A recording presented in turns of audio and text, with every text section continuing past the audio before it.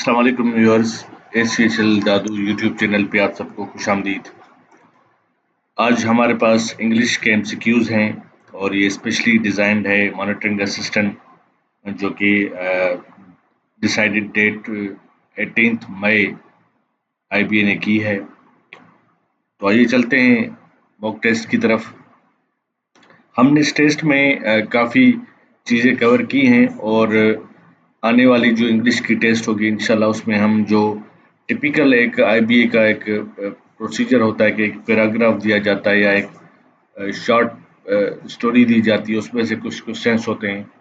आज हम जो है वो प्रीपोजिशन और fill in the blanks, completing the sentences, vocabulary और वन वर्ड सब्स्टिट्यूशन मिलाकर हमने एक टेस्ट बनाई है।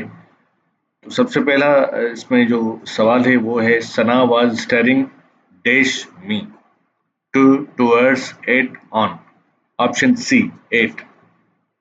दूसरा आई एम सिक। अब इसमें एम जो है वो क्या है? पार्ट्स ऑफ स्पीच में नाउन है, प्रोनाउन है, वर्ब है या नन ऑफ दीज? ये वर्ब है।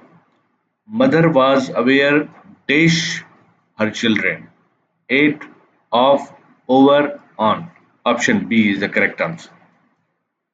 चौथा सवाल है Salim fell dash the pound, option A into the pound. पांचवा सवाल है he is ill dash fever of with in from, option B with is the correct. फिर हम आते हैं करेक्ट स्पेलिंग्स की तरफ। करेक्ट स्पेलिंग्स में वर्ड है सेमेट्री, जिसमें हमने ऑप्शन बी दिया हुआ है CEMETERY, ये हमारा सही जवाब होगा। निमोनिक्स दूसरा जो वर्ड है उसमें MEMONICS जो हमने हाईलाइट भी किया हुआ है और बोल्ड भी किया हुआ है, ये उसका सही जवाब है। आठवां है एटिक्वेट, तो उसका जो सही जवाब है ऑप्शन बी है ETIQUETTE। फिर है लेफ्टिनेंट, उसकी स्पेलिंग जो है वो LIEUTENANT। और 10वां जो मोस्ट कॉमनली यूज भी होता है एंटरप्रेन्योरशिप, ENTREPRENEURSIHIP। फिर हमारे पास 11वां सवाल है the shock left her quite bereft of speech. इसमें जो अंडरलाइन वर्ड है वो क्या है? पार्ट्स ऑफ स्पीच में एडजेक्टिव है। फिर 12वां सवाल है I don't own allegiance to any political party. इसमें जो अंडरलाइन वर्ड है वो नाउन है। फिर है 13 सवाल may be he will come back soon. May be इसमें जो है वो एडजेक्टिव है, एडवर्ब है, नाउन है या प्रीपोजिशन है? एडवर्ब है। फिर हम आते हैं क्वेश्चन नंबर 14 पे। The dash of evidence was on the side of plaintiff since all but one witness testified that his story was correct. तो इसमें जो फिल इन द ब्लैंक है उसमें क्या आएगा? ऑप्शन डी प्रीपोंडेरेंस इसका सही जवाब हुआ। क्वेश्चन नंबर 15 है they fired upon the enemy formed behind trees walls and any other dash point they could find, conspicuous, definitive, vantage या एक्सपोज्ड, ऑप्शन सी इसका सही जवाब होगा। फिर हमारे पास 16 से 20 क्वेश्चन तक वन वर्ड सब्स्टिट्यूशन है।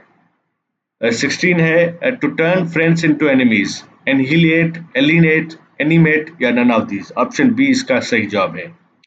Animals having 2 feet, bipod, bivouac, biped या none of these, option C is the correct option.